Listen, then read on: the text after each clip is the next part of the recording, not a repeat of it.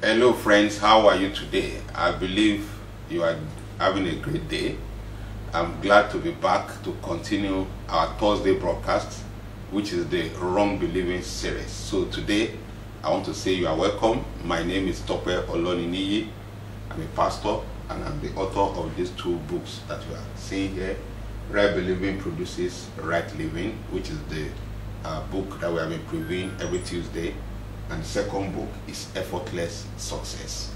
Now, today is another Thursday broadcast, and what we do on Thursday is to take the wrong beliefs one after the other, identify them so that we can know them and get them out of our lives. So today, I want to say you are welcome to the lesson 7 on the Wrong Believing series. Wrong Believing series, lesson 7. What is the topic for today? What is the wrong belief that we want to identify so that we can uproot out of our lives? The topic for today is we must be perfect because our Heavenly Father is perfect. I'm sure you have heard this before. Now, this is directly picked from the Bible, and this has been misapplied, misused, and a lot of time it has been used in a wrong way, and it has created negative impact instead of having the correct impact it's supposed to have on our lives. So we are going to be putting our searchlights on this statement today. You must be perfect because your Heavenly Father is perfect. Now, where is this taken from? It is taken from the book of Matthew chapter number 5 verse 48, which says, "Be ye therefore perfect, even as your Father which is in heaven is perfect." Yes, you can see it clearly stated there. It looks as something that's just meant exactly what it appears to me.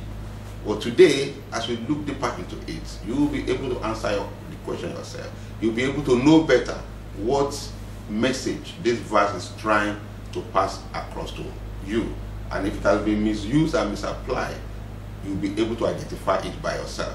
So Matthew 5:48, "Be ye therefore perfect, even as your Father which is in heaven is perfect." So when we say perfect, what exactly is the word of God saying in this place? What message is the Holy Spirit trying to pass across to us? Is he saying that we are required to be perfect? Are we required to be perfect by God? Is God expecting us to be perfect? And again, is it possible to be perfect? Is God actually demanding perfection from us as humans? Is God asking us to do something that we cannot do? What if we fail sometimes? What happens? Does it mean we have fallen out of favor with God?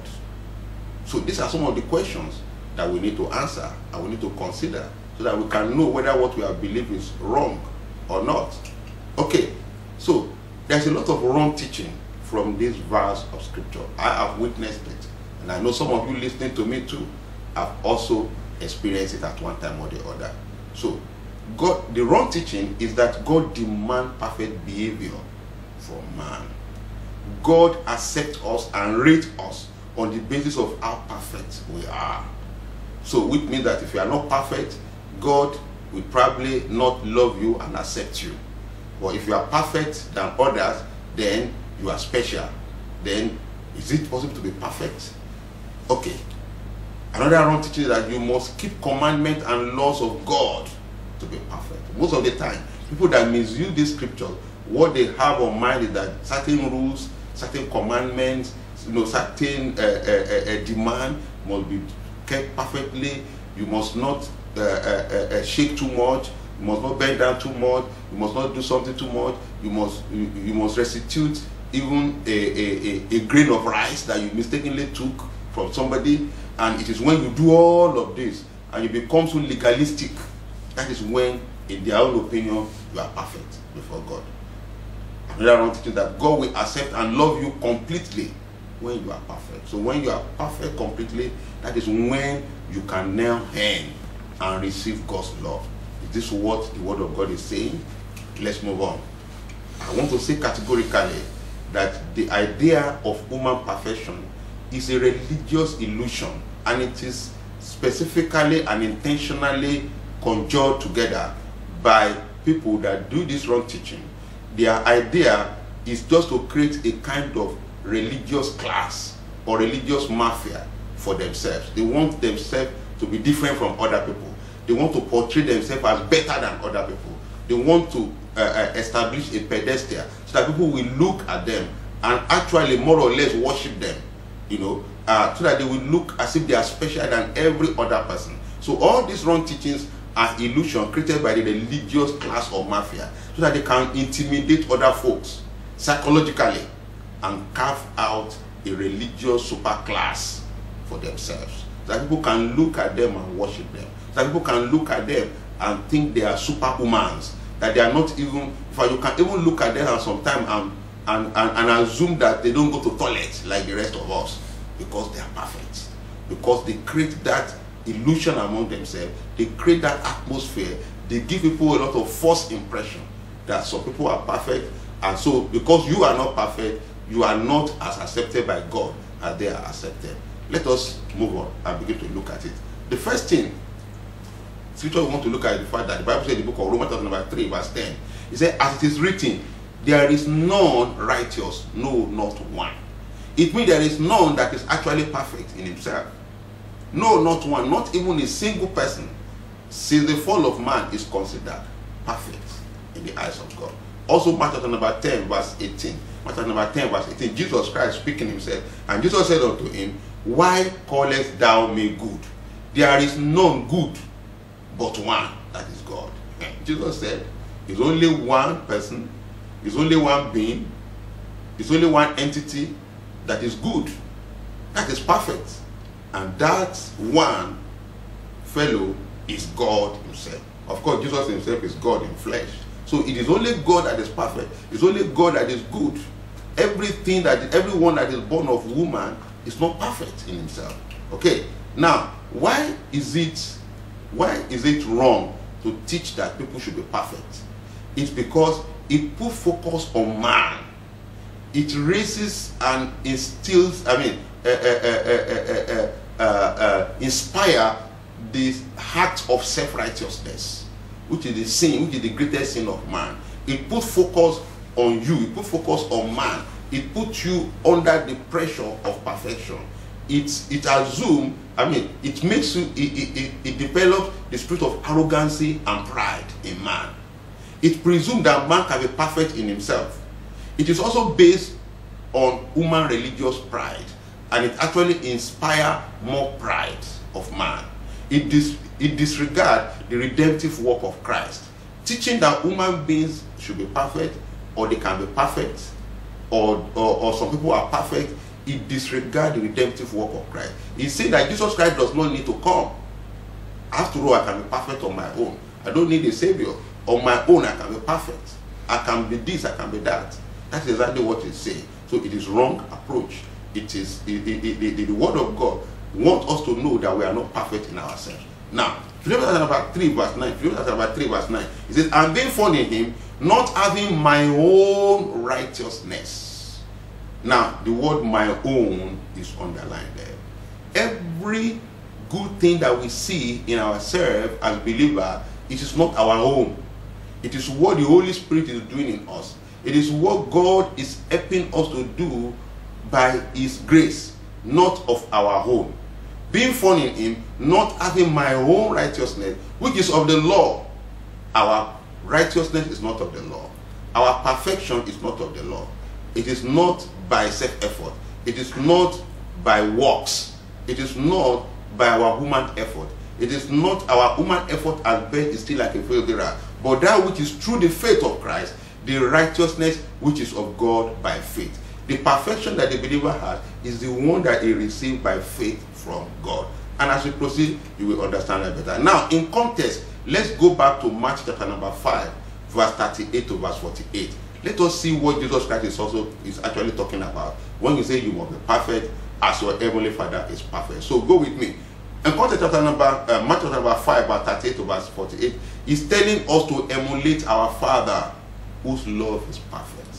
So the whole essence of this scripture, of these 10 or 11 verses of scripture, is that try and be like your heavenly Father. emulate your Heavenly Father. It is not a religious commandment that human being should be perfect or human being can be perfect. It is an invitation to emulate the love of our Daddy God. His love is perfect, and we are invited to come and emulate it. That's what that scripture is talking about. Now let's read it one after the other. Chapter 5, verse 38. Ye have heard that it has been said, an eye for an eye, and a tooth for a tooth. Verse 39. But I say unto you, that ye resist not evil, but whosoever shall smite thee on the right cheek, turn to him the other also. Verse 40. And if any man will sue thee at the law, take away thy coat, let him have thy cloak also. And whosoever shall compel thee to go a mile, go with him twine. You can see how Jesus Christ is telling us to practice forbearance, to go extra mile to love, and not to love selfishly, but to love totally. Now verse 42. Give to him that asketh thee, and from him that would borrow of thee, turn not thou away. Verse 43. Ye have heard that it has been said, thou shalt love thy neighbor and hate thy enemy. Thou shalt love thy neighbor and hate thy enemy. Now, verse 44. But I say unto thee, love your enemies, and bless them that curse you. Do good to them that hate you, and pray for them that despitefully use you and persecute you. Some of the people that think they are perfect, that preach perfection, they are actually people that actually hate their enemy.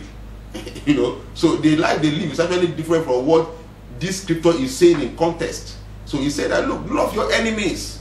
Love your enemies, verse 45. That ye may be children of your Father which is in heaven, for he maketh the sun to rise on the evil and on the good, and send them rain on the just and on the unjust. When next somebody is your enemy, he offends you, and he does something that is very bad, maybe you have done good for the fellow, and he repay you with evil, and he really hurt you, and you still go ahead and love the person, and you still go ahead and pray for the person, and you still go ahead and wish the person well, and you still go ahead and care for the person. That is the type of perfection the Bible is saying we should do. It's asking us to go out of our way to love our enemy. That if we do that, we are going to begin to emulate our Father. We are going to be like him. Now verse 46 says, for if ye love them which love you, what reward have ye? Do not even the publicans the same? And if ye salute your brethren only, what do ye more than others? Do not even the publicans so? Verse 48, which is the destination. It says, be ye therefore. Look at the word therefore. Underline. Therefore, there means that consequent on what I have been saying from verse 38 to verse 47. Therefore, be ye therefore. Therefore, based on what I have said in the last 10 verses, perfect. So the perfection that Jesus is talking about is that we begin to emulate our Father. Even as your Father which is in heaven is perfect. How is it perfect? By loving the evil and the good. So in essence, be an emulator of your Heavenly Father. Be an imitator of your Heavenly Father. That is the perfection that Jesus Christ is talking about. Jesus Christ is not assuming any of us is perfect. In fact, Jesus said, I know one is good apart from God himself. Okay? Now, are you perfect? This is the question. Are you perfect? I want to say yes. You are perfect in God's eyes. His eyes of unmerited favor. You are not perfect in yourself. Okay? God sees you as perfect. And he did not see you as perfect because you are perfect. He gives a gift of perfection on you because Jesus Christ is perfect and Jesus Christ died for your sin. So Jesus Christ takes the perfection of Jesus Christ and put it on you when he sees you. In that way, a Christian is already perfect. So are you perfect? Yes, you are, because you are in Christ. God sees you in Christ. You are one with Christ. Christ is perfect, so are you in Christ. So you are perfect already, not by your self-effort. Look at it, 4 chapter number 4 verse 17. Herein is our love made perfect, that we may have boldness in the day of judgment, because as he is now in heaven, so are we in this world. Is Jesus Christ perfect? Yes, he is. He's perfect. He's at the right hand of God. And the Bible says, as he is in heaven, so are we. So we are perfect in Christ. It's not we that achieve the perfection. It is Jesus Christ that was perfect. And he used his blood to wash us. And he gave us his righteousness. Took our sins and took the punishment for it. So in God's eyes, we are perfect. But it is like what they say in the Old Testament, if I have favor in your eyes. We found favor in God's eyes because God sees Jesus in us. So God treats us as if we are perfect. He blesses us as perfect people. He declares us righteous. That is the perfection that the Christian have. Colossians chapter number 1, verse 21 and 22. And you that were sometimes alienated and enemies in your mind by wicked work, yet now are ye reconciled in the body of his flesh through death, to present you holy and unblameable and unreprovable in his sight. That is perfection.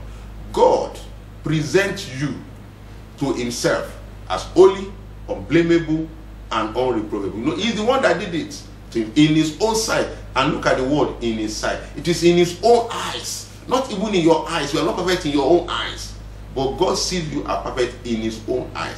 Because of why did he do that? Because of the blood of Jesus that is upon you. The blood is a perfect blood that washes you perfectly once and for all. So God sees you are perfect. God respects you and treats you as someone that is perfect. That is because of the blood. So are we perfect in ourselves? No. We are not perfect in ourselves. And we will never be, so far as we remain in this flesh. God is perfect. Jesus is perfect. The blood that washes us is perfect. Our perfection before God is a gift that we have in Christ Jesus. We are not perfect in ourselves. So don't let anybody harass you that God loves you less because you are not yet perfect. You know, God loves you perfectly. God sees you as somebody that is perfect if you are in Christ. If you trust Jesus as your Savior, God already gave you that gift of perfection. Your perfection is not in yourself. Don't enter into the error of religious pride. Now, 2 Timothy chapter number 22, verse 31. It says, as for God, his way is perfect. The word of the Lord is tried. He is a buckler to all them that trust him. So God is perfect. Jesus is perfect. Chapter number 5, verse 26 and 27. It says, that he might sanctify and cleanse it with the washing of water by the word. That is Jesus Christ. That he might present it to himself. Look at the word to himself. Bolding and underline. God is presenting the church to himself. A glorious church. Not having spot or wrinkle or anything, but that it should be holy and without blemish. This state of perfection that the church has before God or in God's eyes, it's not something that the church did. It's not something that me and you did by our effort. It is something that was achieved when Jesus Christ, when God sanctified us and cleansed us with the washing of the water by the word. When Jesus said you are already made clean by the word that I speak to you. Chapter number 15, verse 3. So he's the one that washed us. The blood that washed us is perfect. So he presented, God gave himself a gift. And that gift is that it is a gift of a glorious church. A church that have no spot, a church that have no wrinkle, a church that does not have any blemish. And that was made possible courtesy of the blood of Jesus. So God is happy, God is excited to see a perfect church. Because Jesus, our head, is perfect, the whole body is perfect in God's eye. God sees you as somebody that is to be celebrated. God sees somebody that is perfect in him. So God wants you to see yourself in Christ as someone that is perfect in Christ, not in yourself. Okay? Now 1 Peter number 1, verse 18 and 19. For as much as you know that you are not redeemed with corruptible things as silver and gold from your vain conversation received by tradition from your father. But what are you redeemed with? You are redeemed with the precious blood of Jesus, as of a lamb without blemish and without spot. The blood of Jesus is a precious blood, without blemish, without spot. So you are now without blemish and without spot, because that is the blood that is used to redeem you. Hebrews chapter 12, verse 22 and 23, it says, But ye are come unto Mount Zion, unto the city of the living God, the heavenly Jerusalem, unto an innumerable company of angels, verse 23, to the general assembly and church of the firstborn, which are written in heaven, and to God, the judge of all, and to what? The spirit of just men made perfect. Who are these men? Me and you, the church. Who, you know, as many of us that have received Jesus Christ as our Savior, our spirit has been made perfect. The spirit of just men made perfect. It was made perfect by the blood of Jesus Christ. It was made perfect when God washed us. This is something that should make you glad. It's something that should make you rejoice. Something that should make you to be humbled, you know, and to celebrate the love of God for the rest of your life. Not to see yourself as perfect in yourself without the blood of Jesus Christ. It is the blood of Jesus Christ that made you perfect. So what believers do, what do believers do? Number one, we acknowledge that the blood of Jesus Christ made us perfect. That's the first thing. Secondly, we see ourselves as perfect before God through Christ with grateful heart. Number three, we strive towards perfection in Christ in all that we do. We intentionally walk towards perfection in all that we do. We are not claiming we are perfect, but we make effort to do as many things as we do, as perfectly as possible. Not so that we can be perfect, but because we are already perfect in God's eyes. Praise God. Now, what do believers do? We do not boast in our achievements. We do not boast in, we only boast in what Christ did for us and in us. We do not boast that, okay, I've done everything perfectly. We do not boast that way. We boast in the fact that the blood of Jesus Christ makes us perfect. We give him the glory. We boast in our weakness. Even when we fail, we boast in our weakness and our failures. Why? It humbles us. It reminds us that we are human. And it makes us to give glory and thanks to God who makes us perfect by the blood and not by our efforts. We believe we are accepted before God because of Christ, not because of what we did or what we did not do. That is what believers do. Now, Philippians 3 verse 13 and 14 says, "Brethren, I count not myself to have apprehended, but this one thing I do, forgetting those things which are behind, and reaching forth unto those things which are before. I press towards the mark of the prize of the high calling of God in Christ Jesus." In other words, we press, we improve on our performances every time. We try as much as possible to do things in a better way, in a perfect way as much as possible. But we do not see our perfection coming from what we did or what we did not do. We see our perfection coming solely and only from what the blood of Jesus Christ have done on us. So we see ourselves perfect before God because of the blood of Jesus Christ, not because of what we did or what we did not do. 2 chapter number 12 verse 9.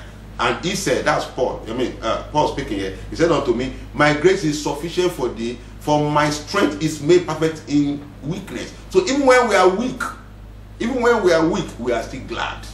Most gladly, therefore, will I rather glory in my infirmities, that the power of Christ may rest upon me. So when we say our weakness, we glory in the fact that Christ has made us strong. Christ has made us perfect. So we do not allow that to discourage us. That actually inspires us to continue to move on, trusting in Christ and rejoicing that Christ has made us perfect before God by his blood. Romans chapter number 14 verse 4. It gives us a powerful encouragement. He said, "Who art thou that judgest another man's servant? To his own master he standeth or falleth." So whether you stand or you fall, know that God still loves you. Okay? Yea, he shall be holding up, for God is able to make him stand. Don't let anybody judge you that because you did not do this or because you have done that, God has rejected you. No. Don't judge another man. You are God's servant. No one can judge you. If you fall, you fall for him. If you stand, you stand for him. And the Bible says, look, you will not fall. He said he will be holding up, for God is able to make him stand. God is going to make you stand from today and every day of your life in the name of Jesus Christ. Now, I believe you are blessed and you have learned something wonderful today. That's why you must share this video with your friends, with your associates, even with your enemy. Very soon they will become your friend, like I used to say. So make sure you share it. If you are watching it on Facebook, make sure you subscribe, so that anytime I post a new video, you'll be able to see it. And then there is a bell-like notification button there.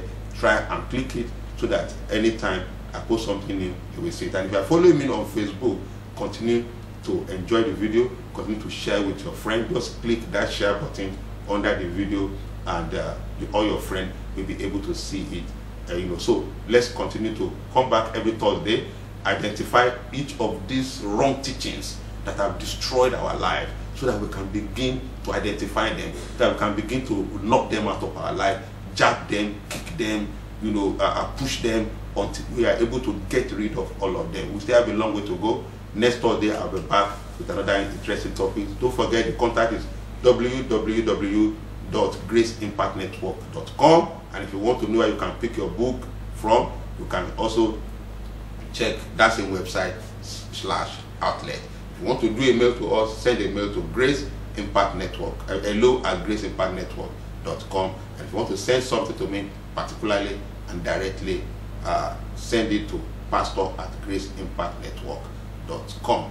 I believe you've had a wonderful time today, and I believe that you know now that you are perfect in Christ, and you can rejoice because of that for the rest of your life. God bless you. Enjoy your Thursday. I hope to be back next Thursday with another wonderful topic. Bye. See you there.